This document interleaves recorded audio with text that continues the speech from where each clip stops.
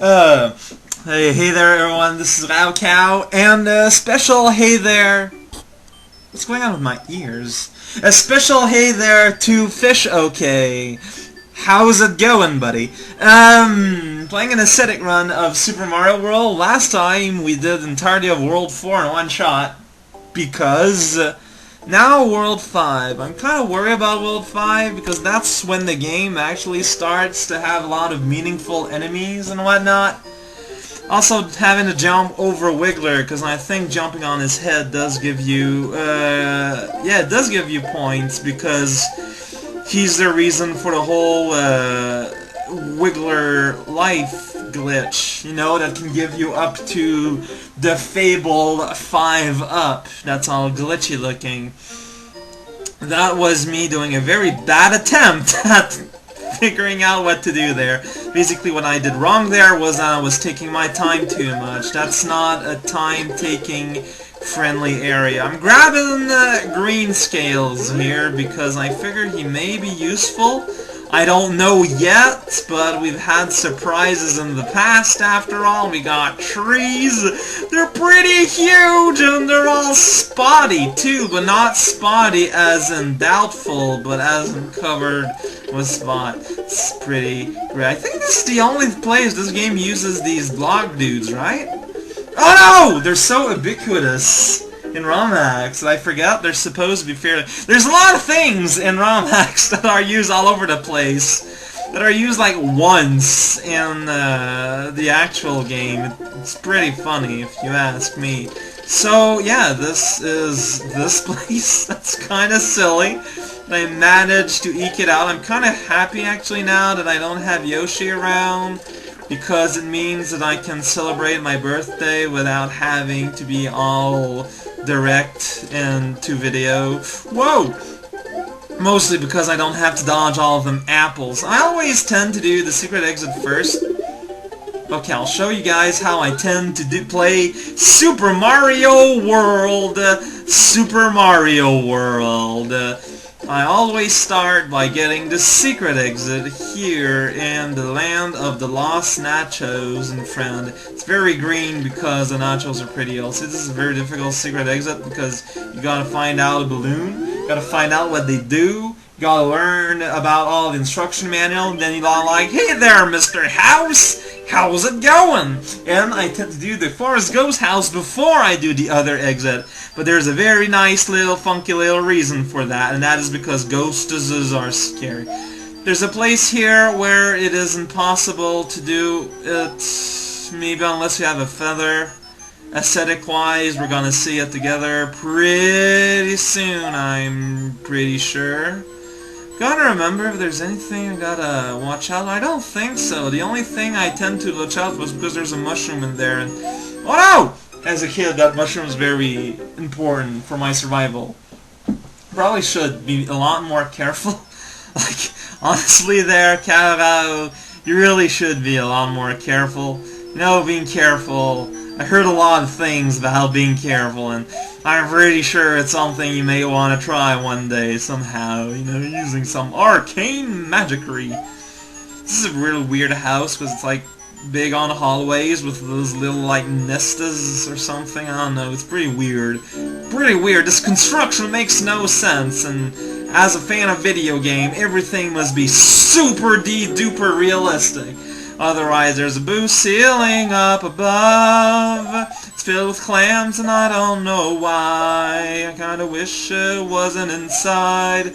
See, here is where that we have to go through coins in order to progress, and thus, this is not the place you want to go if you're doing an ascetic run, basically. You know, you're gonna have to find a way... Well, you can totally beat this world without needing to go here, so it's not a problem per se. It's only a problem if you want to 100% because, well, it's already been established that you're not 100%ing the game if you're pure about your run. So yeah, this is the secret exit, which is super hard to find compared to the normal exit, but I mean it is a few screens further. Yet, I'm pretty sure it took me a while to find that one, because for the longest time, I'm pretty sure I thought there were no actual secret exits. So yeah, usually I do that house then, so now I can do the normal Path here, you see, it's all... has the da-da-da. When I had this conversation, so it was a lot of sense making. Let's wait around so I don't bounce on a dude, and still get close to bouncing on a dude. And then we can just run and wall out a dude. Dude, just making sounds with my mouth. It's pretty great. No, you don't mind me completely and utterly abusing the phrase. It's pretty great. It's not my fault. There's so many great things out there in this beautiful jump Johnny world of ours. Yeah, I don't want to take the rest with Force Man, but since this is a Senate, I'm supposed to respect all lives and whatnot, so I will not throw the green donkey in the hole. I am such a nice little critter man. I am a man composed of critters, and I have been told to being qualifiable as nice, I guess. But yeah, remember kids, you can knock this guy off his dandrel and get a hammer in your face in return. See, that was atonement for having to knock him in the bottom. No! This is the first time this happened on camera. And that is why I always get the bar.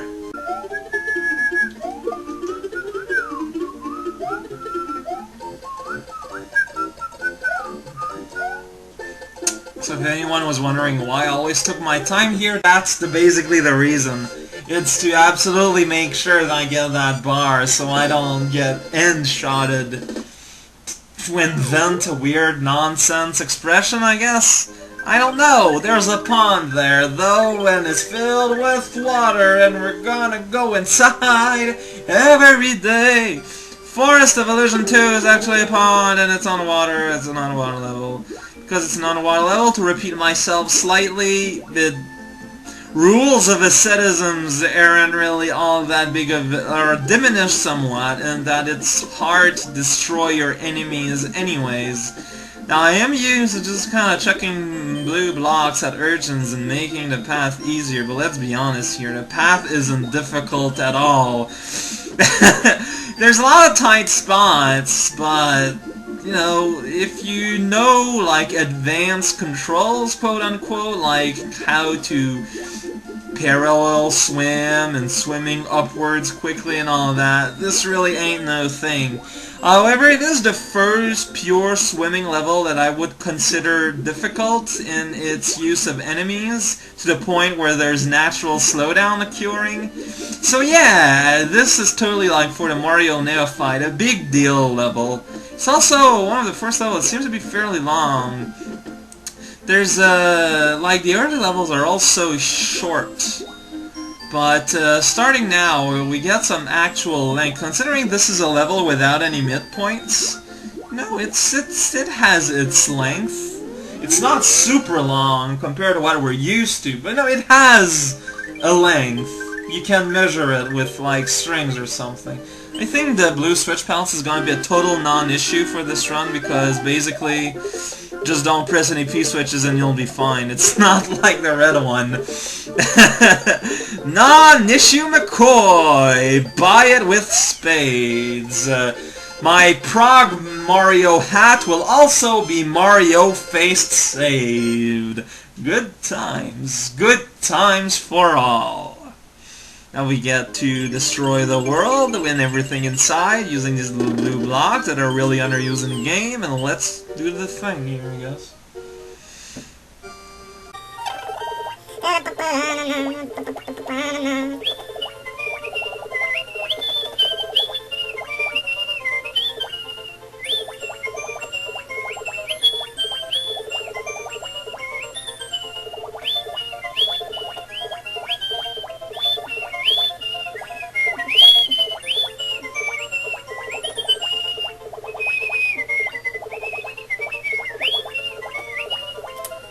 Now we're in this neck of the wood with all the sleeping turkeys. Those darn gosh sleeping turkeys.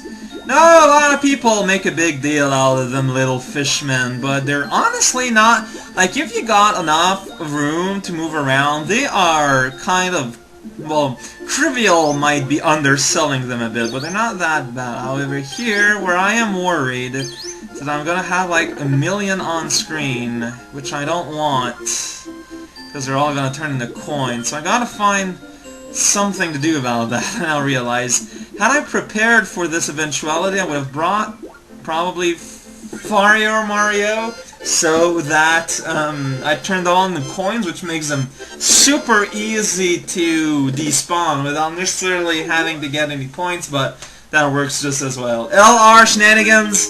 I don't know why you bothered with that LR thing, Nintendo. Because it's really kind of tacked on, but I'm really happy for it. Because you're kind of making like silly things like this possible, which is fancy talk for doable. It's pretty great. So we got all these bubbles here. This is the bubble level because it's in the forest. Forests are well known for being like constantly ravaged by quantities and quantities of bubbles, I'm pretty certain.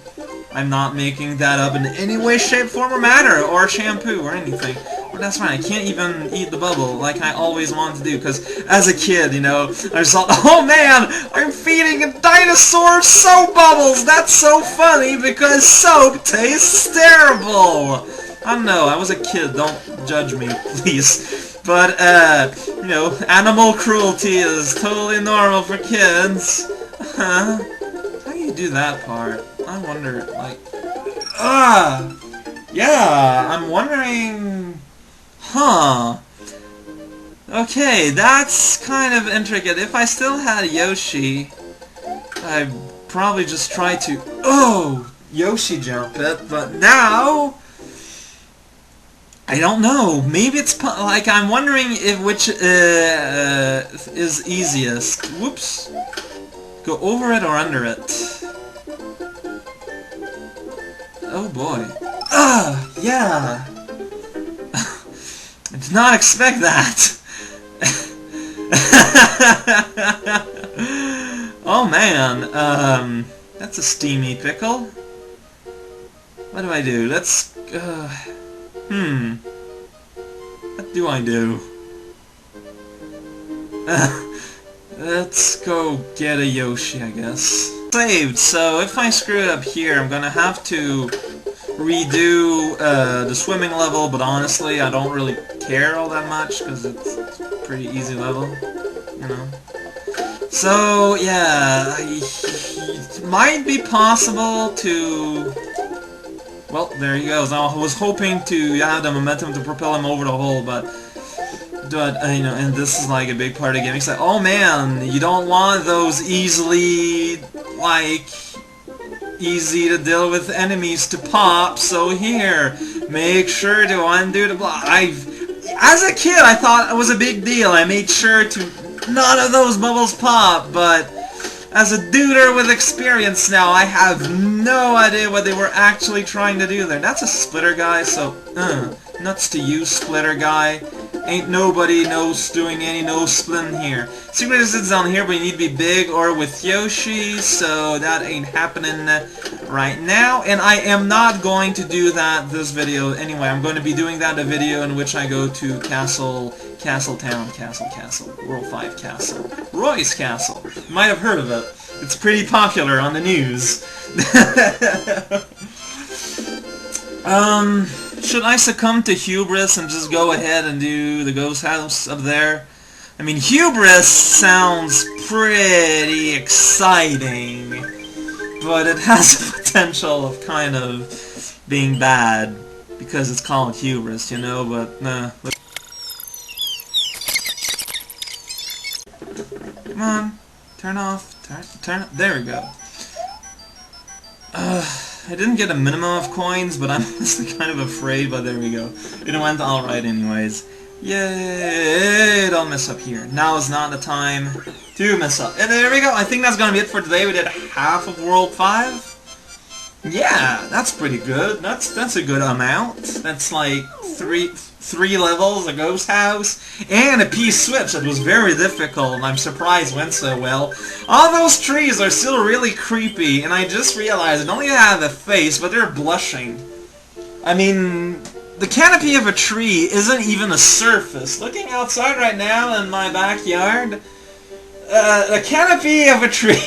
Yeah, it's not a surface. It's very muttony, and it's like full of holes and whatnot. It's basic, you know, it's foam, but it's heavily textured, multi-surface. the holes, the house, like the eyes and mouth can be explained as the holes naturally found in canopy, but the blush, what's with the blush? What? No! I don't want to think about this anymore. I'm turning this off right now. Right now.